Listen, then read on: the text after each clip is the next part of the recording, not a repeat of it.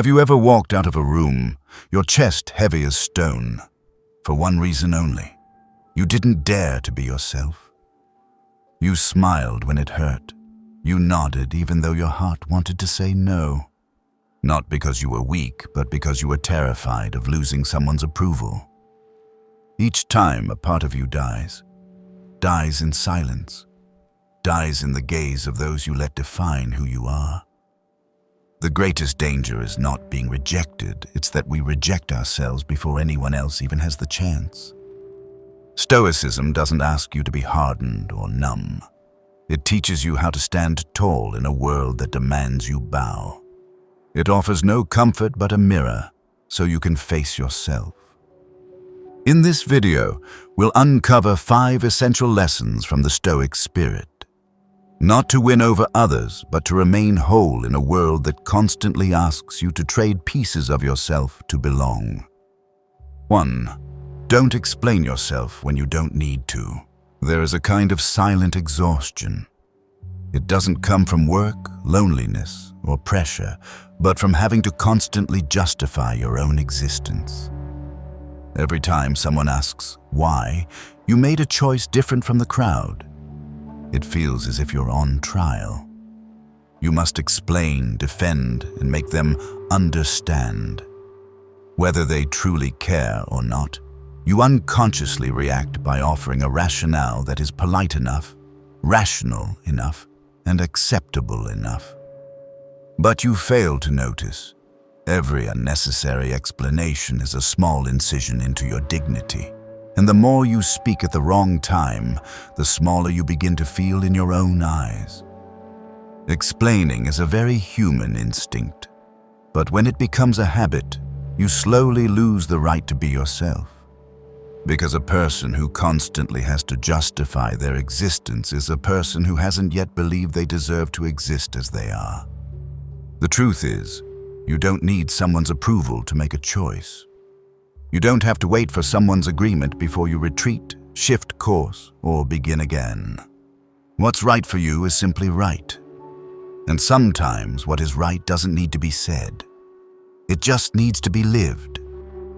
A person of weight doesn't waste energy on unnecessary speech.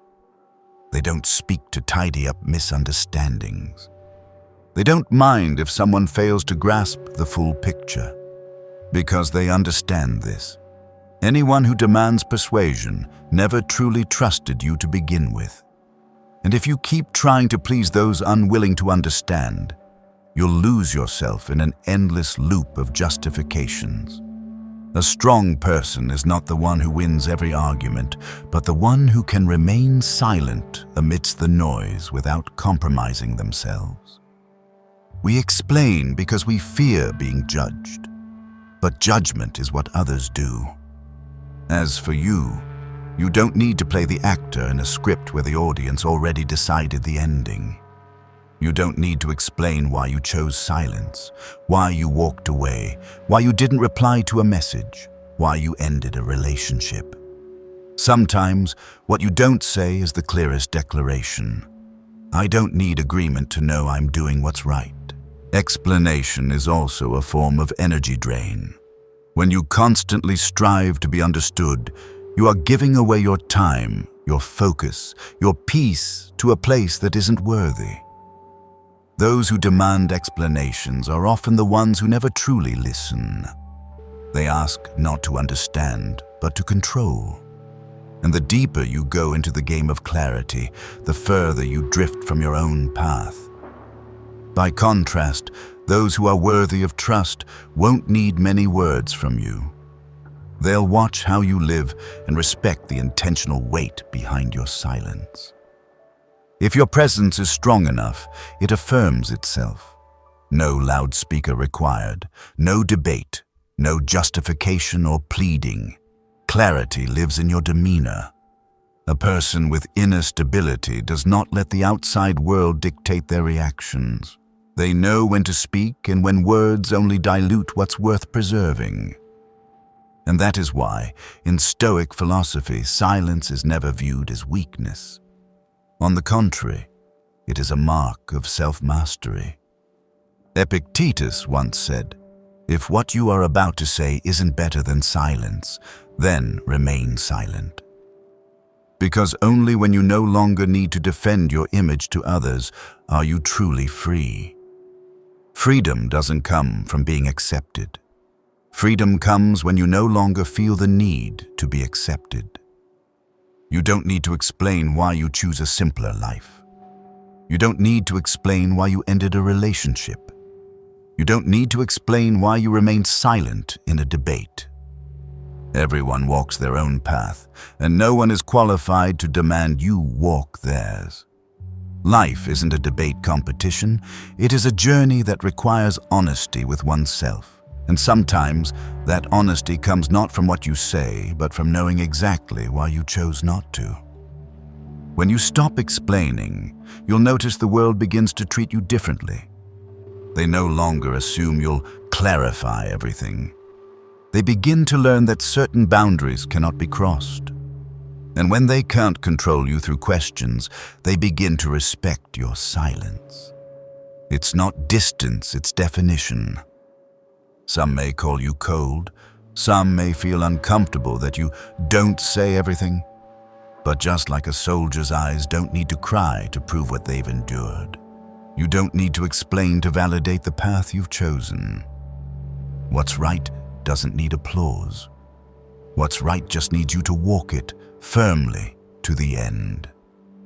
So next time you're about to speak, just to clarify, pause.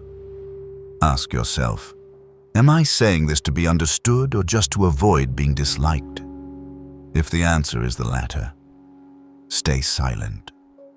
Because you're not here to please. You're here to be worthy.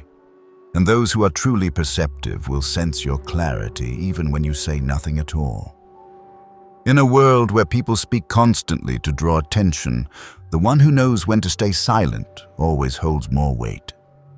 And the strange thing is, when you stop explaining, people start listening. Not because you speak more, but because you speak less and with depth. Your presence becomes sharper in its simplicity. And from there, you enter a new phase of yourself, a phase that needs no defense, only integrity. 2. Never compete to be seen. There's a quiet pain that is all too common in modern society, the sense that even when life feels full, something still feels missing for you to be acknowledged. You work hard, maintain integrity, and act with care. But one day you catch yourself trying harder, not because you want something more, but because someone else is getting attention and you hate the feeling of being left behind.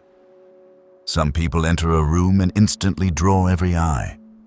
They're always the ones called, included, placed at the center of every conversation. And then there's you, quieter, more composed, but easier to forget. And at times you begin to wonder, is my silence a mistake? Do I need to catch up just to keep my place? And that's how you find yourself joining a quiet contest, the race to be seen. The danger isn't in wanting to be recognized, that's instinct. The danger is when you must compete for attention. You surrender your freedom. You allow your worth to depend on someone else's gaze. You trade your peace of mind for a few fleeting seconds of focus from a world spinning toward the flashy. But ask yourself, do you truly want that, or are you just afraid of being invisible? Stoicism doesn't teach you to hide, but it does say this: don't let visibility become the measure of your worth. Marcus Aurelius wrote, "What others see of you is only surface. They cannot reach your thoughts. Don't grant them the power to define you."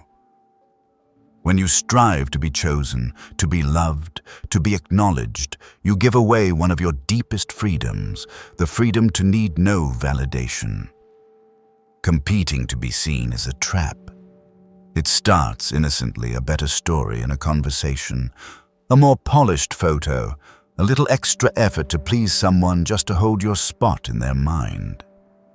But eventually, you're changing how you live, how you dress, how you respond to messages, just to maintain visibility in someone else's eyes. And at that point, you're no longer living, you're performing. And in every performance, the scariest part isn't being booed. It's losing track of who you really are. You smile at the right moments, say what's expected, share what they want to hear, yet inside, you're empty. Because no one else can fill the void of not being seen by yourself. If you can't see your own worth, no one else truly can. There's a question you must ask yourself honestly. Do I really want this, or do I just not want others to have it if I don't? More often than not, you'll find yourself chasing things that don't belong to you. Not because you need them, but because you can't bear standing outside. But growth comes when you learn to stand outside of games not meant for you and remain at peace. You don't need to be loud to have value. Sometimes, what sets you apart is your refusal to join the race. In a room where everyone's scrambling to speak, the one who chooses silence at the right time becomes the true center. Why? Because they're not trying to be noticed, and that's exactly why people start to notice. In a world obsessed with visibility, those who can remain discreet are truly irreplaceable. The Stoic doesn't seek the spotlight. They are the light. They don't enter a room demanding attention. They enter with calm and self-possession that quietly shifts the atmosphere. Because they don't try, they become unforgettable.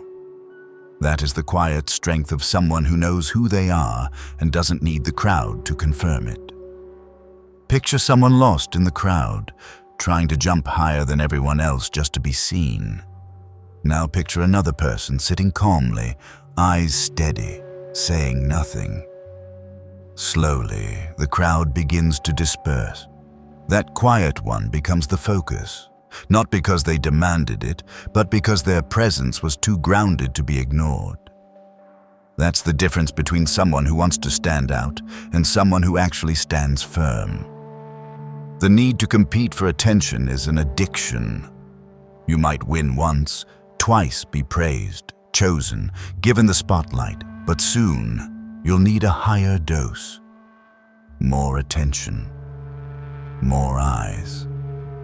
And eventually, you're no longer yourself, you're a version optimized to please others.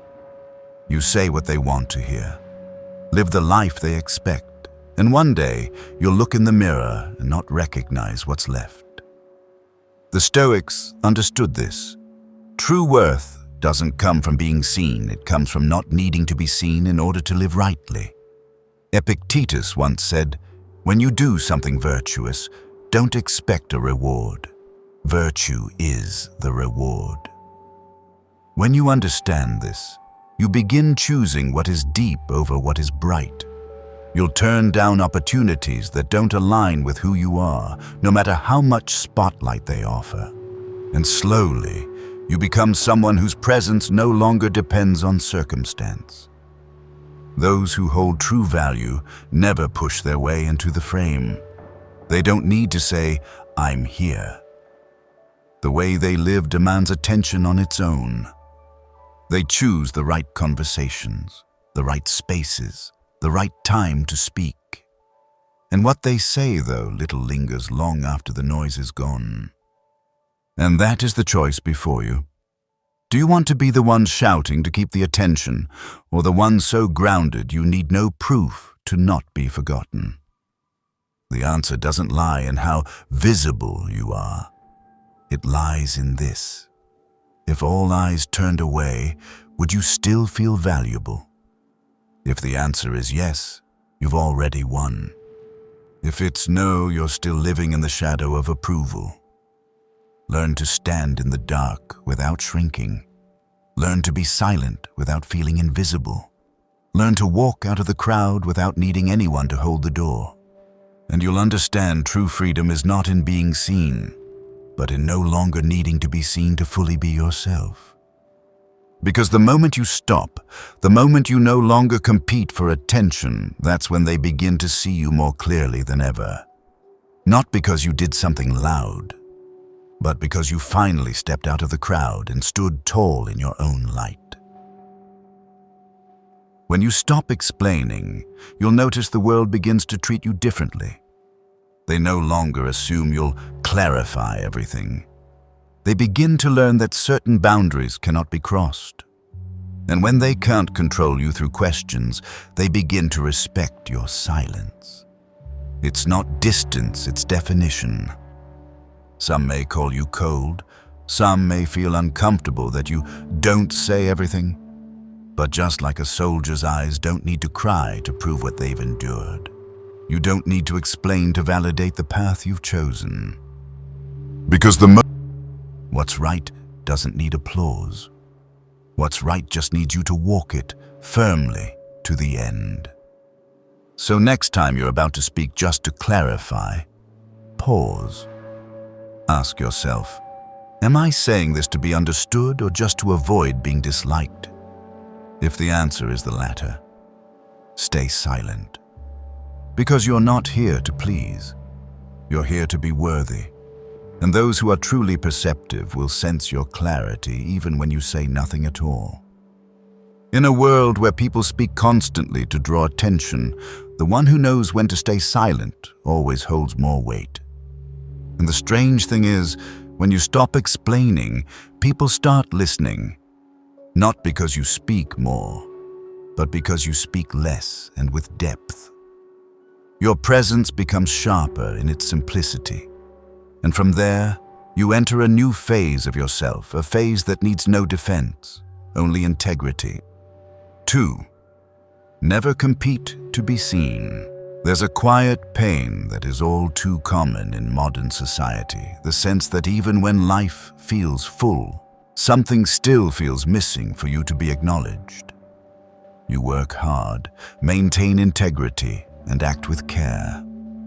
But one day you catch yourself trying harder, not because you want something more, but because someone else is getting attention and you hate the feeling of being left behind. Some people enter a room and instantly draw every eye. They're always the ones called, included, placed at the center of every conversation. And then there's you, quieter, more composed, but easier to forget.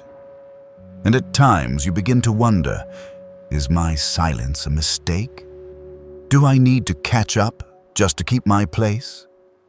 And that's how you find yourself joining a quiet contest, the race to be seen. The danger isn't in wanting to be recognized, that's instinct. The danger is when you must compete for attention.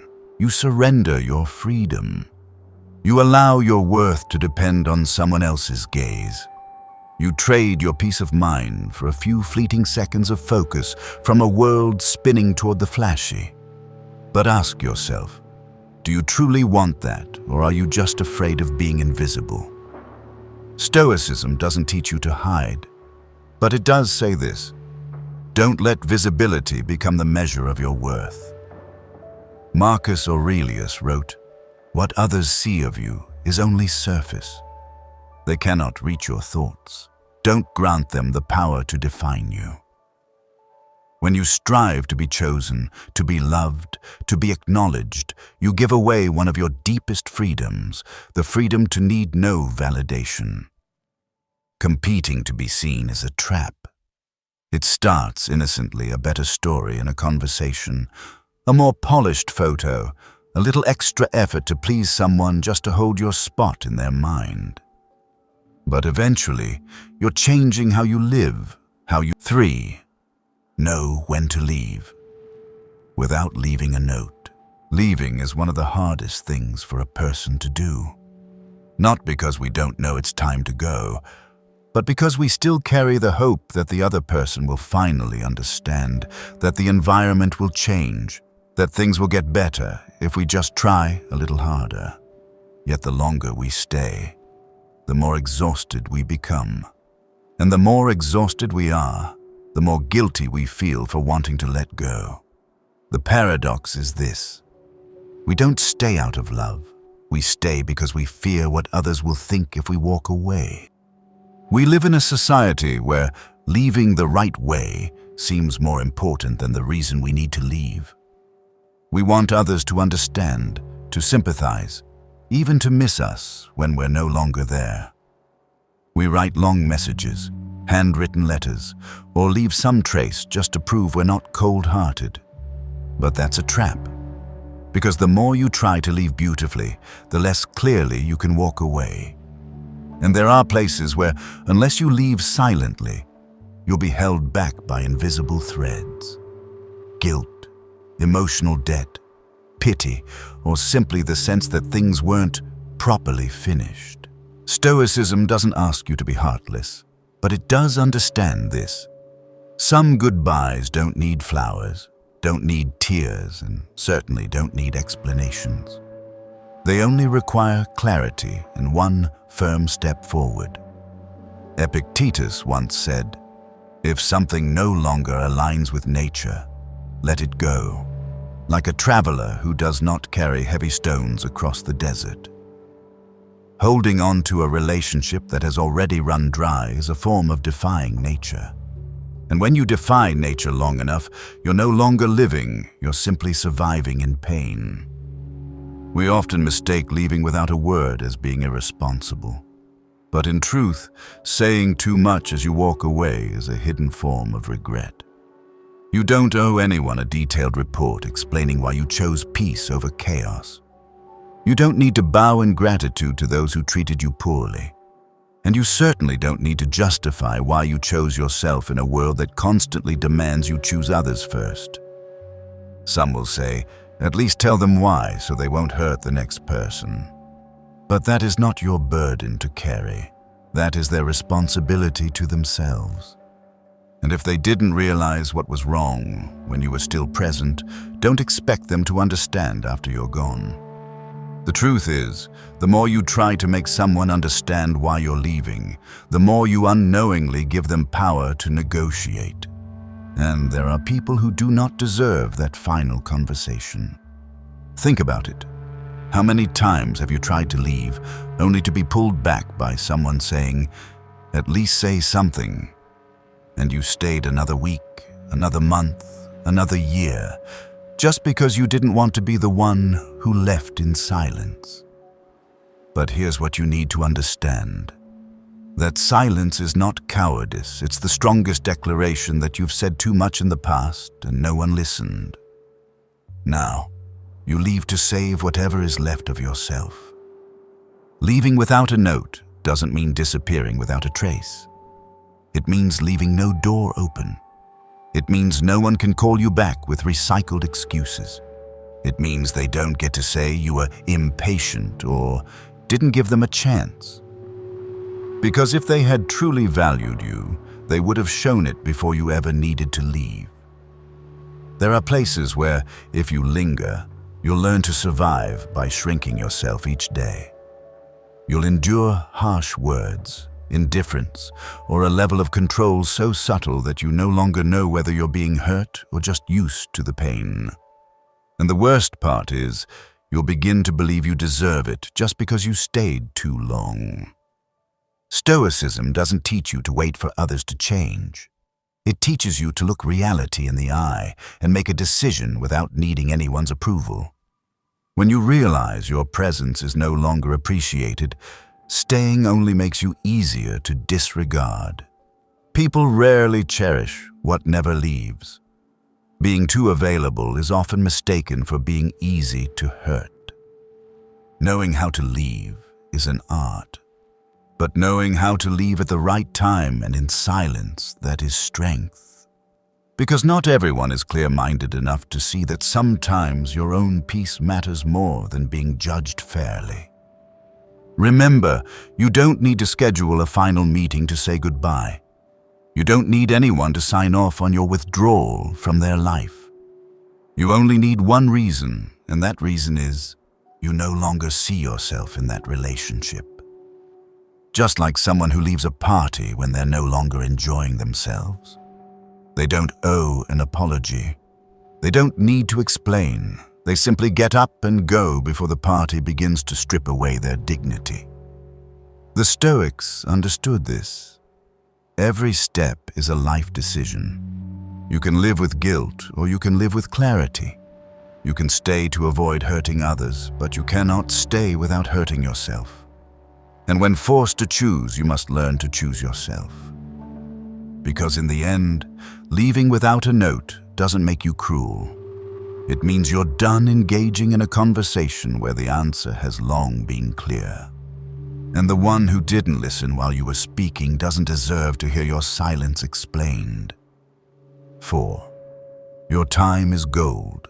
Don't let others treat it like trash. There is no thief more dangerous than the one who convinces you that your time is infinite. And there is no loss more silent than letting others spend your time as if it were garbage abundant, cheap, and replaceable.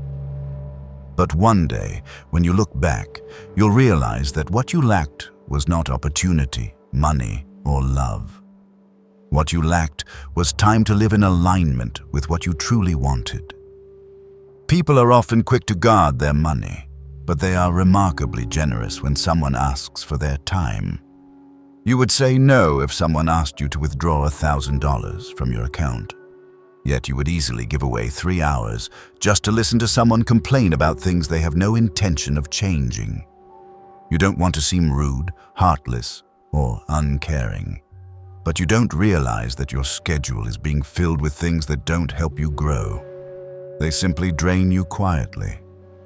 Seneca once wrote, "People are frugal in guarding their personal property, but as soon as it comes to wasting time, they are most wasteful of the one thing in which it is right to be stingy."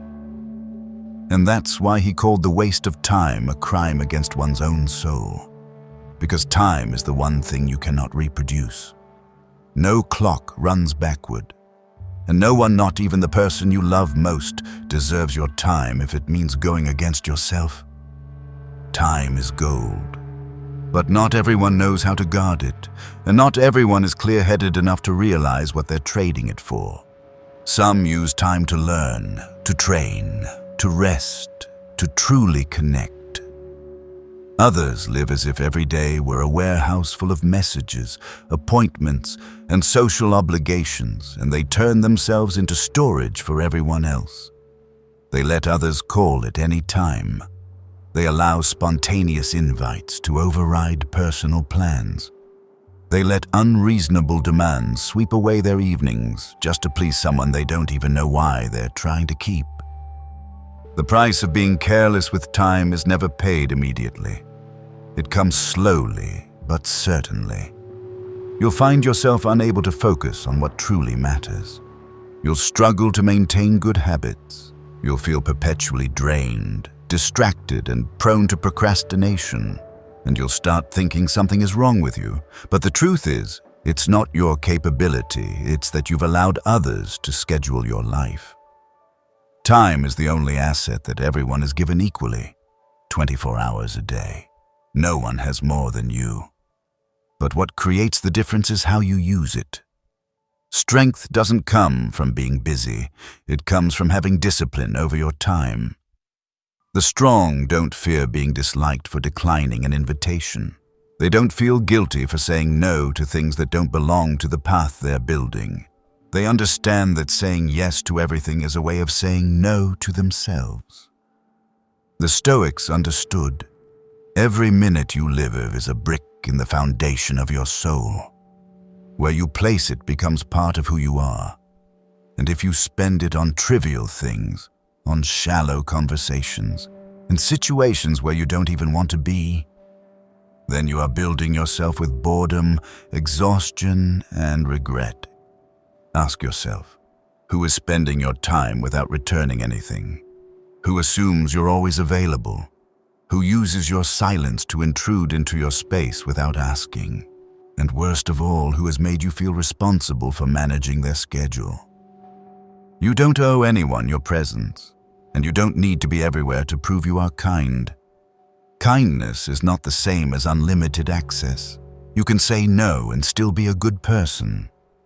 You can ignore a call at 11 p.m. and still be someone who cares. Because the one who truly loves knows how to protect their own energy. Stoicism doesn't encourage emotional detachment.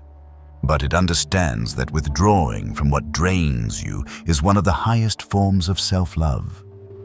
The Stoic doesn't disconnect from people, they connect selectively. They don't avoid responsibility, they simply refuse to carry what isn't theirs. If you find yourself rushing, overwhelmed, without time to think, maybe it's not because you have too much to do, but because you haven't drawn the line. And without limits, anyone will walk in. When everyone can reach you, you become ordinary. When you have no private time, you lose your identity. And when you let the world dictate your schedule, you're no longer the master of your life. Your time is gold, but not everyone deserves to touch it. Not everyone who calls deserves a response. Not everyone who invites you deserves your presence. Not everyone who complains deserves your attention. Guard it like a fortress guards its treasures. Because if you let anyone come and go, you'll soon have nothing left but an empty vault. You can start with small things. Don't take non-urgent calls after 9 p.m. Don't accept new appointments when your day is already full. Don't reply instantly just because someone says it's urgent. Don't be the last to leave a party you wanted to leave an hour ago. Each of these small actions is a way of reclaiming control over your time. And when you master your time, you begin to master your emotions, your thinking, and your life. Stoicism is about clarity, and no clarity is more powerful than knowing. Every second you live is a decision about who you are becoming. Don't let others choose for you. Don't let the world's schedule consume your vision. Learn to say no, like someone who knows exactly what they are saying yes to. Time is not something you have, it is who you are. You don't lose time, you lose yourself if you don't know how to protect it. So don't just guard your calendar. Guard your dignity inside every hour you live. And if someone demands you sacrifice your time for their approval, remember, you are not here to trade gold for a place in the eyes of someone who doesn't know your worth. 5. Speak less, but when you do, make people stop. No one is ever underestimated for speaking too little, but many are dismissed for saying too much. We live in a noisy world where everyone talks, everyone speaks out, everyone has something to express. The problem is, not everything said holds weight. On the contrary, the excess of words cheapens the value of each sentence. And in that crowd, it's the one who guards their speech, the one who treats words like a rare luxury, who makes others pause and listen. There is a type of person who enters a room, says very little, but every time they speak, the room falls silent. Not because they're loud, not because they dominate, but because they chose the moment. And in a world that never stops talking, timely calm becomes a strange kind of power, one that others can't ignore. The Stoics called this the weight of words, a trait you can't develop overnight, but one forged through internal discipline. They don't speak to fill silence. They don't speak out of fear of silence. They don't need to speak constantly to prove they're present. They understand. Every time you open your mouth, you reveal your mind. And if your words are cheap, so is your thinking. Epictetus once said, "Be mostly silent, speak only when necessary, and when you speak, let it be worth more than the silence it replaced." A sentence that sounds simple, but is enough to anchor an entire way of life. Because silence isn't emptiness, it is a selective space where speech is only allowed to enter when it matters. And once it does, it must carry weight, depth, and a reason to exist. But to do that, you must let go of the ego that wants to react instantly. You must learn to master the reflex to speak defensively, to win the argument, to gain approval. Because most words spoken too quickly come from a mind not yet composed. And what hasn't been filtered by stillness is often what you'll regret most. Not speaking doesn't mean weakness. Speaking less doesn't mean lacking ideas. In fact, the one who speaks little is prioritizing precision over performance. They don't let words run ahead of thought. They choose each sentence like a blacksmith chooses metal. Not everything is strong enough to become a weapon. Have you ever noticed how the people whose words stay with you the longest are often the ones who barely spoke at all? Because they guarded their words like swords, only drawn when needed and when drawn sharp. That sharpness doesn't come from the length of the sentence, but from the focus of the thought.